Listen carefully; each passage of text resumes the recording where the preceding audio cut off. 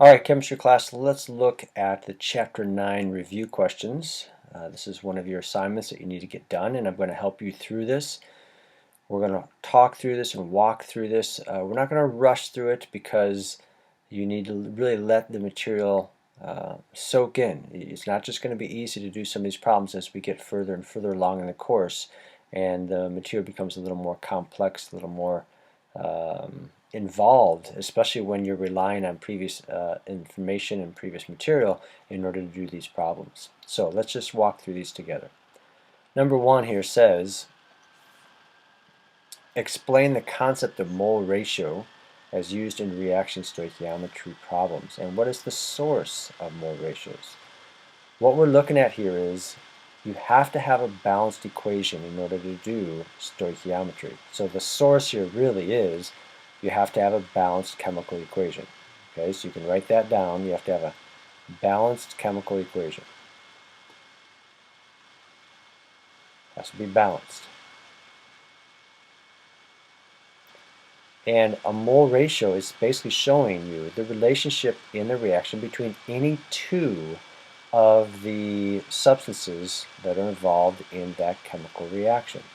So it might show you the relationship between reactant number 1 and reactant number 2. Or it might show you the ratio or the relationship between reactant number 1 and product number 2. You pick any two, and the relationship should be evident just by looking at the balanced chemical equation. And what you're looking at is you're looking at the coefficients. Okay? So I want you to put that in your own words. You should be able to write that in your own words with either what I said or what I'm writing here, but don't just copy down exactly what I put down. I'm not going to give you credit if you just copy down what I have. You need to put that in your own words so that I understand that you comprehend it. It says, for each of the following balanced chemical equations, write all possible mole ratios. Now the mole ratios come from the coefficients here of the balanced equation. Here we have a balanced equation. So all the different possible combinations are going to be take any two and write the ratio of their coefficients. So you have 2 moles of calcium react with 1 mole of oxygen. That's one ratio. You also could reverse that. You could say 1 mole of oxygen will react with 2 of calcium. That's another ratio. So two different ratios come from looking at the relationship between a pair of these substances. And then you can look at oxygen and the calcium oxide, or the calcium and the calcium oxide. So you could say 2 moles of calcium right here are needed to produce 2 moles of the calcium oxide. And you can flip that. 2 of the calcium oxide are needed or are produced when you have 2 of the calcium. And then you look at oxygen and calcium oxide. So 1 mole of oxygen is needed to produce 2 moles of calcium oxide. And 2 moles of calcium oxide are produced when you have 1 mole of oxygen.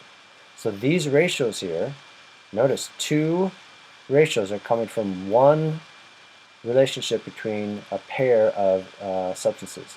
Here's another 2 ratios coming from this pair of relationships there between the calcium and the calcium oxide. And then there's another pair there. You're just flipping them. Okay? Same thing here. You would say 1 mole of magnesium to every 2 moles of hydrogen fluoride, or hydrogen monofluoride. Okay? And then you would reverse that. You flip that over. That's another possible mole ratio. And then you would look at the relationship between magnesium, 1 mole of magnesium to every 1 mole of magnesium fluoride. Okay, and you'd flip that one. And magnesium to hydrogen, 1 mole of magnesium to every 1 mole of hydrogen. And then you'd have to look at hydrogen monofluoride, 2 of those for every 1 of the magnesium fluoride. And you'd flip that one also, 2 hydrogen fluoride to every 1 of hydrogen. And you can also compare the products here. Okay, here you have 1 of the magnesium fluoride produced for every 1 of the hydrogen. So you're looking at every single possible pair that you can think of here and writing the ratios that show the relationship and how they react. Okay? What is the role of molar mass? The molar mass, I'm going to put Mn here, is needed to go from number of moles to the mass. Okay? If you want to go from moles to mass, you have to go through molar mass. You have to. So if you have the number of moles and you want to find the mass of something, you would have to use molar mass of that compound or that element, whatever you're looking at, to go from moles to mass. If you know the number of moles, you would then multiply by molar mass in order to get the mass of your substance. If you know the mass, you would then divide by the molar mass to get the number of moles. Okay? And we'll look at examples of this. The difference between a limiting reactant and excess. Limiting, this is the substance, the reactant, that runs out first. Runs out first. Okay? Another way to think of it is it stops the reaction. Okay? Excess, you've got plenty of it. Plenty of this, and you actually have remaining, some left over, a remaining amount. Okay, so please put that in your own words so that I understand that you can figure out what a limiting and excess reactants are. How does the value of theoretical yield generally compare with the actual? Now, theoretical is what you would get from the calculation. This is what I calculate that I'm going to get. This is what I think I'm going to get. Okay? This is the calculated value. The actual yield is from the experiment, from the lab. This is actually performed. Okay?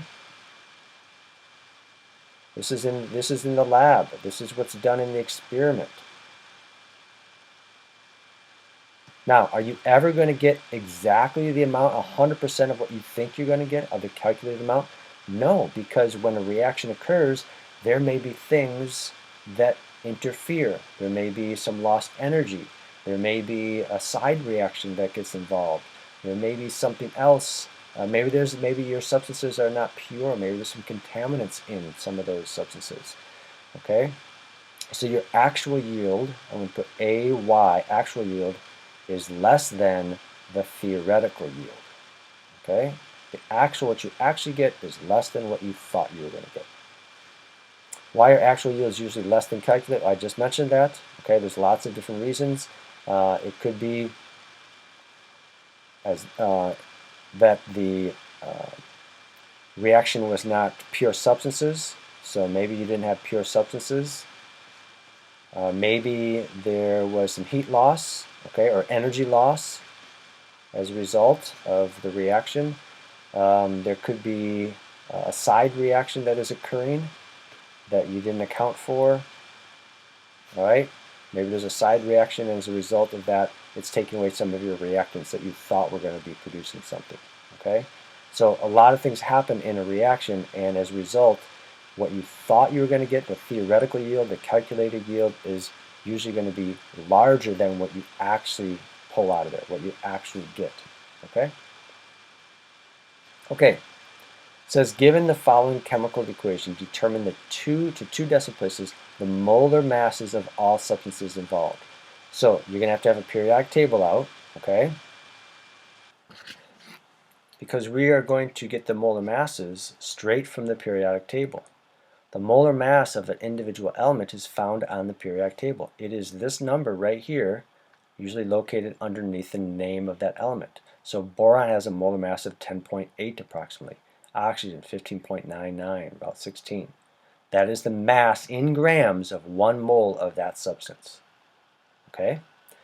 So if we go back to our problem here, we want to find the molar mass of each of these. So what you need to do, I'm just going to do one of them and then you can do the rest of them. Sodium carbonate, Na2CO3. We're going to find the molar mass of this right here. It is made up of 2 sodiums, 1 carbon, and 3 oxygens. So I need to take 2 times the molar mass of sodium.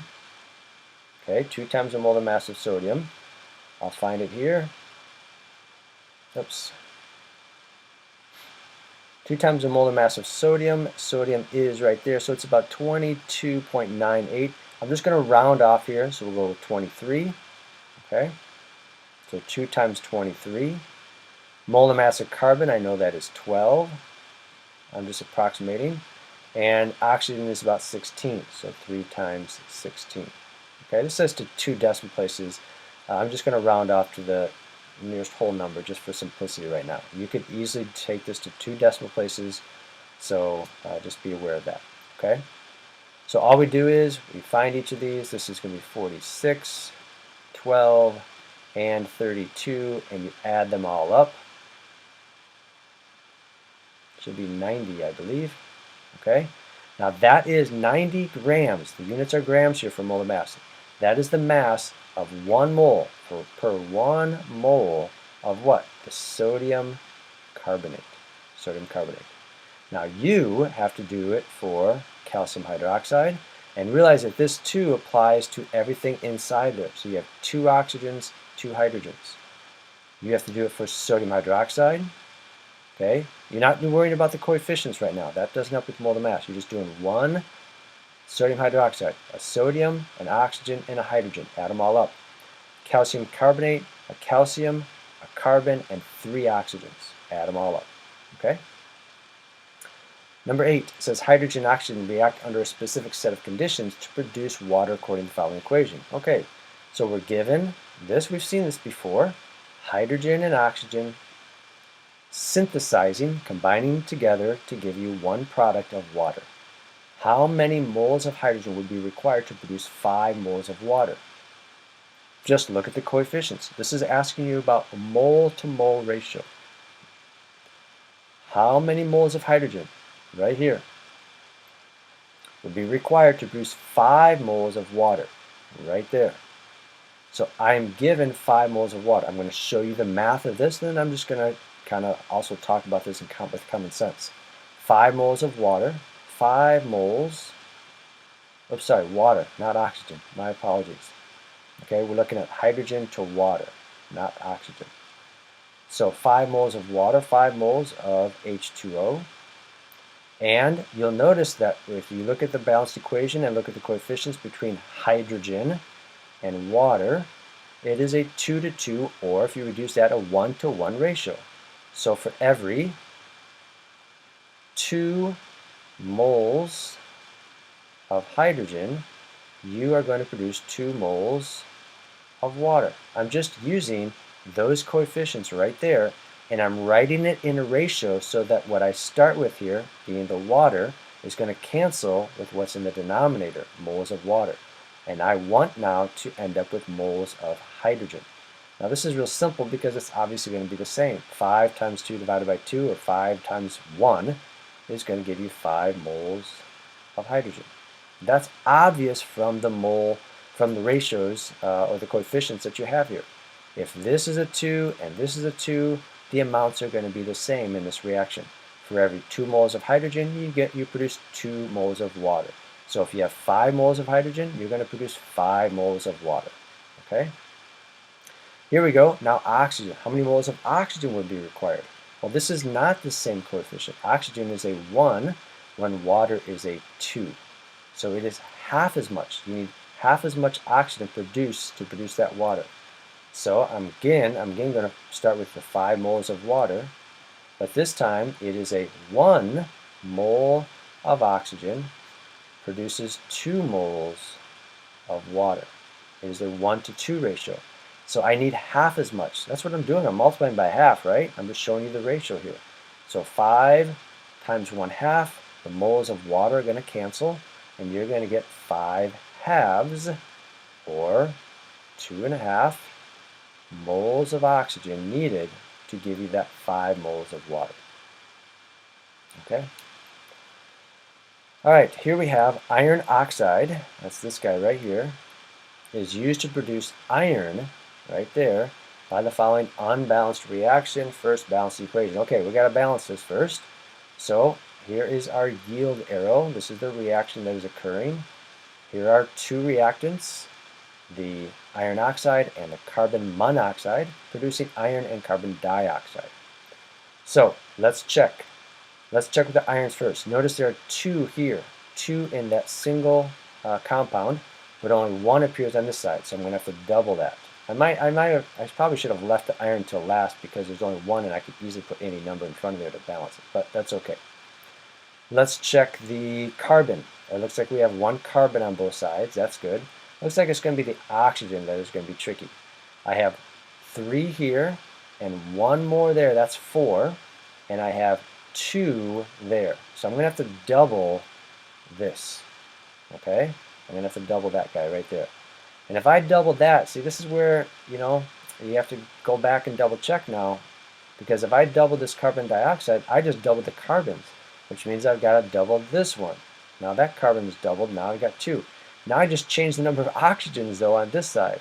So if you'll notice, 2 oxygens here and 3, that's 5 on this side. Okay? Here I only have 4. Alright? So here's what I'm going to do. I should have left probably the irons till last and probably done the oxygen first in this case. So I'm going to do something a little bit odd, but I'm going to change this coefficient here for the iron oxide so that I have the same number of oxygens on both sides. This is 2, I have 5, it looks like on the left, and I've only got 4 here. So I'm going to multiply by 4/5. I multiply by 4/5. If I multiply this by 4/5, that's going to give me, I think, the number of oxygens that I need. No, it's not. I need 2, 4, I'm sorry, this is 3. Yep, I think, no, that's not. Here's what I need to do. Not a 4/5, I apologize. I need to get, this is 2, I have 4. I need to turn this into a 2, so I need to multiply by 2/3. My apologies. Why do I want to do that? 2/3 times 3. So 2/3 times 3 is going to give me 2, plus those 2 oxygens are going to give me 4, which is the number that I have on this side. Now, we don't want to have fractions as our coefficient, so I'm going to multiply everything by 3. So if I multiply this 2/3 by 3, that's going to give me 2. If I multiply this by 3, it's going to give me 6. Multiply this by 3, it gives me 6. Multiply this by 3, it gives me 6. I think that might work. Actually, I can even reduce this now, because if I divide everything by 2, maybe this will work. Let's try this. 1, 3, 3, and 3. Let's see if that works for us.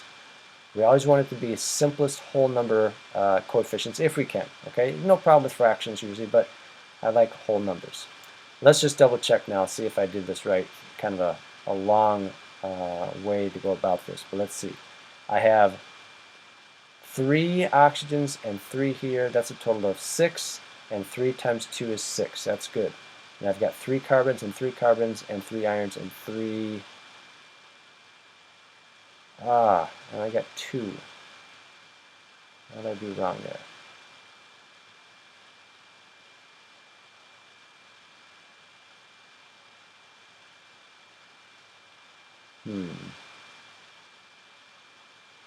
Let me just double check this.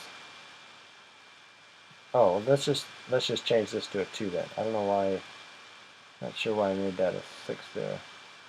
Then multiplied by 3. Okay, this is going to be a 2. I had 2 irons and then I had 2 irons. Okay, my apologies for that.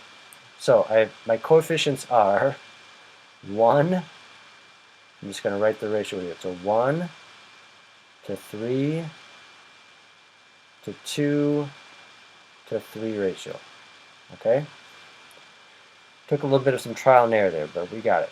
Now, here's where you need to be able to do your stoichiometry. and where you need to understand the mole ratios and molar mass. It says if 4 kilograms of iron oxide are available to react, how many moles of carbon monoxide are needed? We're looking at the relationship between the iron oxide and the carbon monoxide. They are in a 1 to 3 ratio. 1 to 3 ratio. So, my suggestion to you is that I'll show you the mathematical steps that we're doing, but I'll also show you how I can set it up with my table. Okay? I have 4 kilograms of iron 2 oxide. I want to change that first of all to grams. So I hope you know that there are 1,000 grams for every 1 kilogram. Okay? So that conversion right there is going to change it from kilograms to grams. And this is grams of iron oxide. I want now to change that to moles of iron oxide. So on my periodic table, I have to find the number of grams per mole for iron and oxygen. So iron, here's my iron, there it is, 55.8. We'll go with 55.8 there. Okay. This is the molar mass of iron oxide. It is 2 times 55.8 plus, I have 3 oxygens, 3 times 16. Okay? So we have to do that on our calculator here.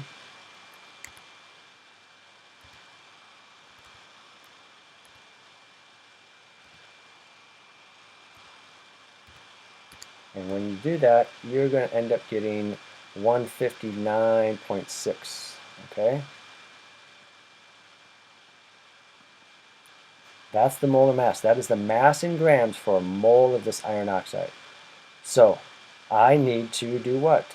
I need to convert from grams, 159.6 grams, to moles per mole of iron oxide. Okay? Iron oxide is going from grams mass, these grams are going to cancel here, to moles. Then I know that there's 1 mole of iron oxide for every 3 of carbon dioxide.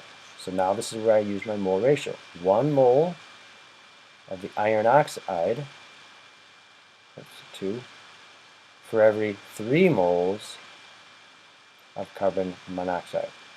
That's the math that you need to do. You need to take 4 times 1,000 to convert it to grams, then divide by the molar mass of iron oxide, and then multiply by 3 because there's 3 times as many moles of carbon monoxide as there are iron oxide. And that will give you the answer that you're looking for. Okay? Now, if you remember, I kind of set this up as a table, and let's see if I can get some room here to do that. Here, I'll put a little table right here. All right, and I'm going to write the ratio here. The only one I'm really concerned about right now is the iron oxide and the carbon monoxide. So iron oxide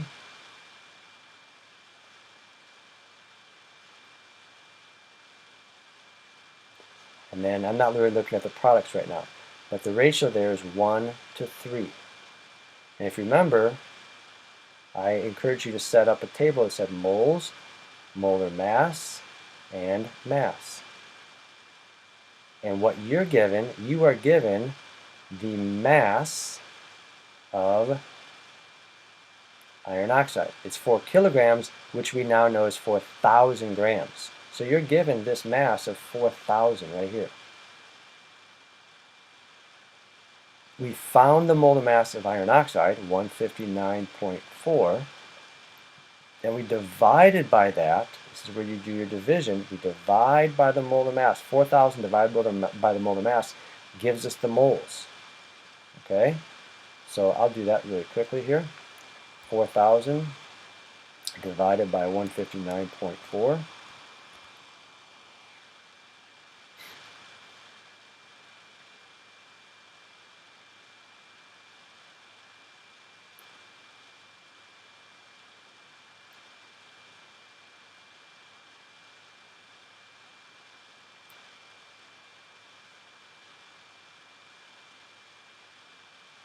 25.1. Okay, so we get 25.1 moles here.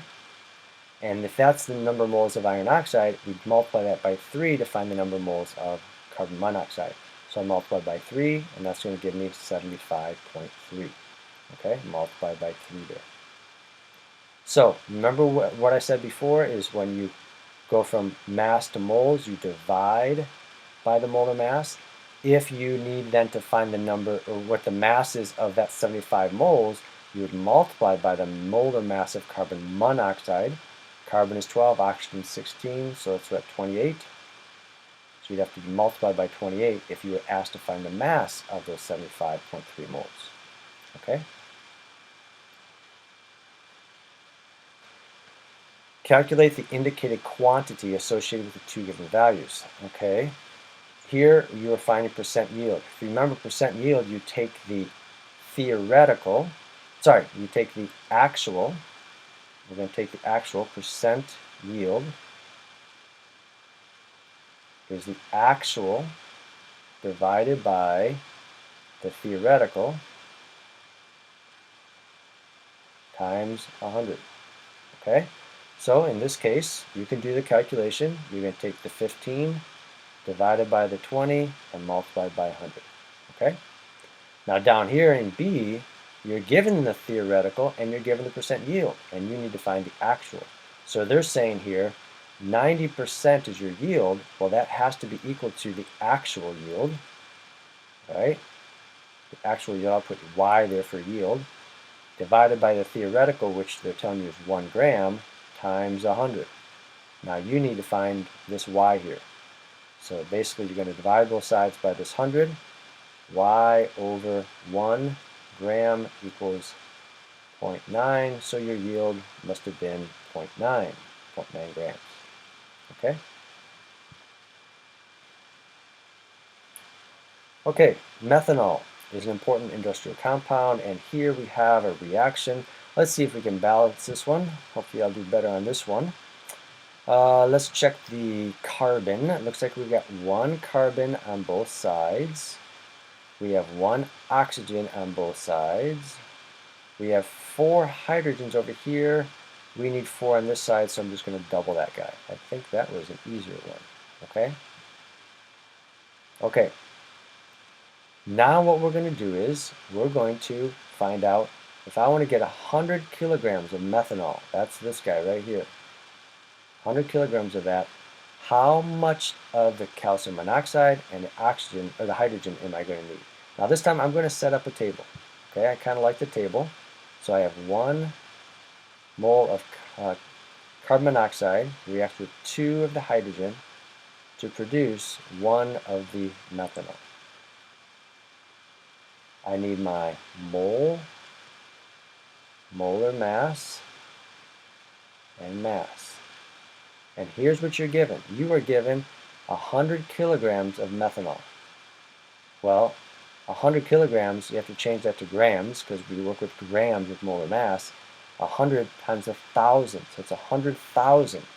100,000 of this is what your mass is. Okay? And what you need to do is you want to find out the mass of each reactant. So you want to find the mass of the carbon monoxide and the mass of the hydrogen. You cannot go directly from mass of one to mass of the other. In order to go from one substance to another substance, you have to use the coefficients, which are moles. So you have to convert to moles and then use the mole ratios. So I have to find the molar mass of this methanol, and I take my carbon, 1 carbon, that's 12.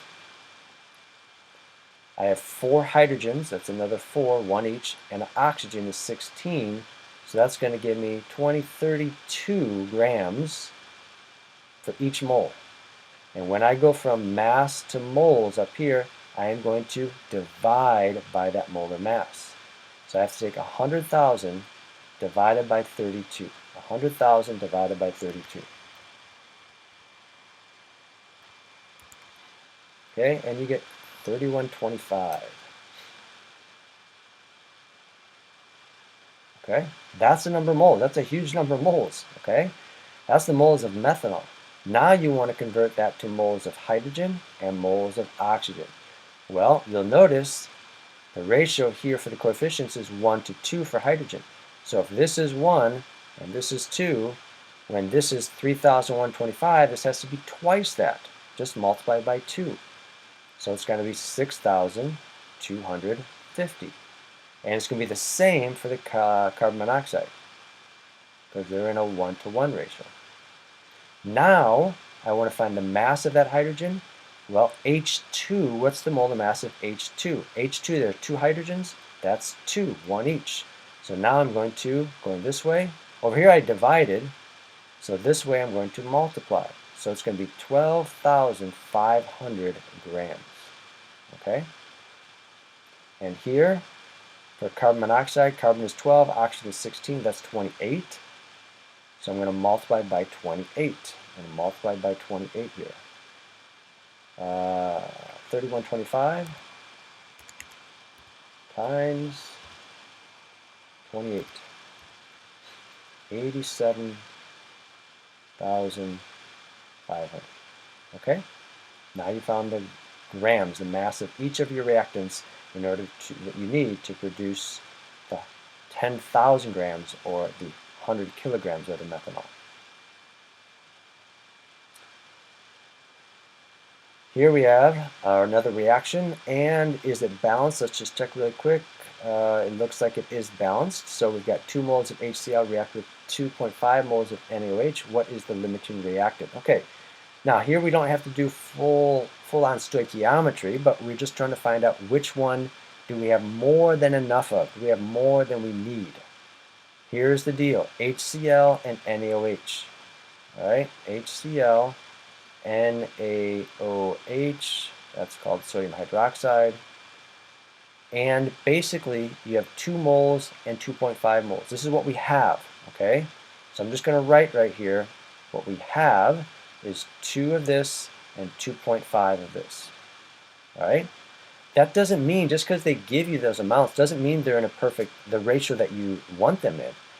Okay, the ratio that we want them to react in perfectly is a 1 to 1 ratio. Well, this obviously is not a 1 to 1 ratio. 2.0 and 2.5, that's not a 1 to 1 ratio. They're not the same numbers. So let's just do this really quickly here. If I have NaHCl, what do I need? If I have 2 of the HCl, I would need 2 of the NaOH, okay? And do I have 2? Yeah, I've got 2.5. All right, or if you did the NaOH first, if you have 2.5, you would need 2.5 of this. But you don't have 2.5, you only have 2. So what you do is you're comparing what you have to what you would need. What you have to what you would need. I have 2, but I would need 2.5 to fully react with all of the 2.5 of the sodium hydroxide. Well, I obviously don't have that, okay? So that means the HCl is the limiting one. I don't have enough of that to use up all of the sodium hydroxide. So your limiting reactant, this is your limiting one, and this one you're going to have in excess. So what does that mean? It means all your HCl is going to get used up. All 2 of the HCl is going to get used up, and when it does, you will have used up 2 of the sodium hydroxide, and you will have how much left over? In excess, this is not going to be in excess, you'll have half a mole of excess, the difference between those two, okay? You'll have a half a mole of sodium hydroxide in excess. All right, 13. We got 2.5, what is the limiting reaction? Okay, same thing here. We've got our zinc and our HCl. And is this balanced? Let's just double check. It is not. I make a quick check here. This is not balanced. You have to get it balanced. So I need a 2 here, because I need 2 chlorides on both sides and 2 hydrogens. And that looks like now that is balanced. Okay? So this is going to be in a 1 to 2 ratio. 1 to 2. I'm not concerned about the products right now. This is what I have. What I have is 2.5 of the zinc, 2.5. And I have 6 of the HCl. But what do I need? If I have 2.5 of this, I would need twice as much HCl. Look at the ratio right here, 1 to 2. I would need 5. Do I have 5? Yep. So right now I can stop because I know I've got plenty of HCl. I'm going to have more than I need. So this one right here is my limiting, the zinc. So once that 2.5, after the reaction, in excess, what do I have left? All of this 2.5 will be gone of the zinc. And when that's gone, 5 of the 6 of the HCl will be gone, and I'll have 1 left over there of the HCl. That one is going to be in excess, the HCl. Okay? All right, number 14, looks like the last one here. Sulfuric acid reacts with aluminum hydroxide by double displacement. If 30 grams of sulfuric acid react to 25 grams of aluminum hydroxide, identify the limiting reactant, then determine the mass of excess reactant remaining. Okay, goodness gracious. Let's look at this. Let's first of all take this word equation here.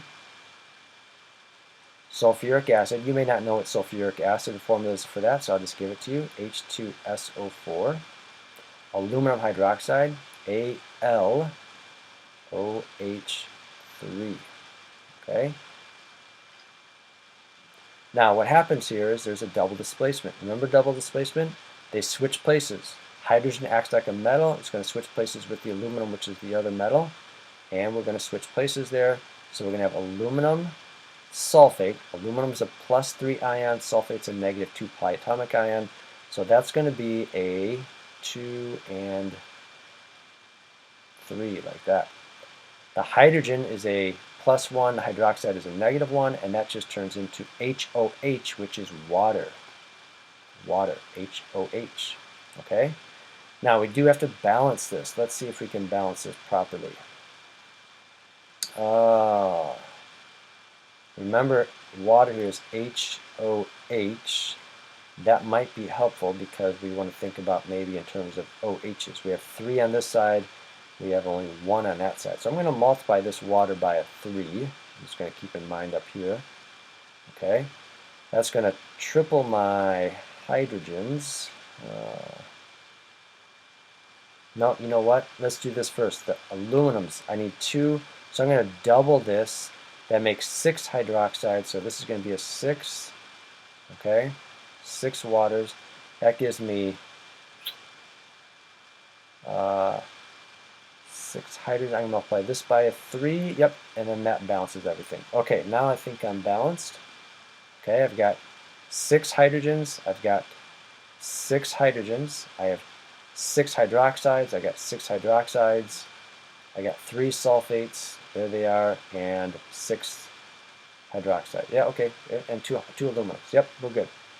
All right, now it says, if you've got 30 grams of this, 25. All right, we cannot, I repeat, listen. You cannot find the limiting and excess reactants by looking at the masses. You have to look at the moles. So I've got to convert this to moles. So remember this here, moles, molar mass, and mass. So we have 30 grams of sulfuric acid, 30 grams of this, 25 of the aluminum hydroxide. Okay? Let's find out what the molar mass of each of these are. And we're going to have to refer to our periodic table. So hydrogen, H2SO4. That's 2 hydrogens. That's 2 for 2 of those. Sulfur, let's check sulfur really quick. Sulfur is 32. So plus 32. And 4 oxygens, that's going to be 4 times 16. All right, 4 times 16 is 64 plus the 32. That's going to give me 94, 96, and 2, 98, right? Check me on that one. So this should be 98 approximately, I think. Okay? Now the aluminum hydroxide, what do I have here? I've got aluminum. What is the molar mass of aluminum? 26.9. I'm just going to go 27. So 27. Then I've got 3 oxygens and 3 hydrogens. So plus 3 times 16 and plus 3 times 1 for each of the hydrogens. So that is 3 times 16, 30, 48, plus 3 is 51, plus 27 is 78, if I didn't mess that up. Okay, 78. What must I do to go to moles? I have to divide. I have to divide by molar mass. Okay, so you've got to take 30 divided by 98. That gives us 0.3, about 0.31. And then 25 divided by 78, that's going to give us about 0.3 as well. Okay. 0.32. So this was 0.31, this was 0.32. Okay? Now, here's what you need to do. We're trying to determine which one is in excess. All right? So I'm just going to jot down here.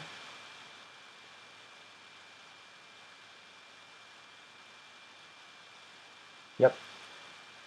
These your reactants react in a 3:2 ratio. Okay? Are these in a 3:2 ratio? No, they're almost in a 1:1 ratio. So right away, I can determine which one is the excess because I know that if I have the same amount of both of these, then I must have the sulfuric acid in excess. Okay? Let me show you what I mean. Oh, no, I think let's just double check. Here, I might have said that incorrectly. Let me just double check here, okay? What I have here is, if this is 3, a 3:2 ratio, okay? If this is 0.3, let's write it this way. AlOH3. Okay, this is what I have. I have 0.31 and I have 0.32, basically the same. What do I need? If I've got 0.31 of this, I've got 0.31 of the sulfuric acid, then I would need 2/3 as much. It's a 2:3 ratio. Okay, I would multiply by 2/3 to get the amount of aluminum hydroxide that I need. And so that's going to give me 0.2 approximately, 0.2. And do I have 0.2? Yep, I've got 0.2. So I misspoke earlier. It is the aluminum hydroxide that is in excess because I would need 0.2 to completely use up all of this 0.3 of the sulfuric acid.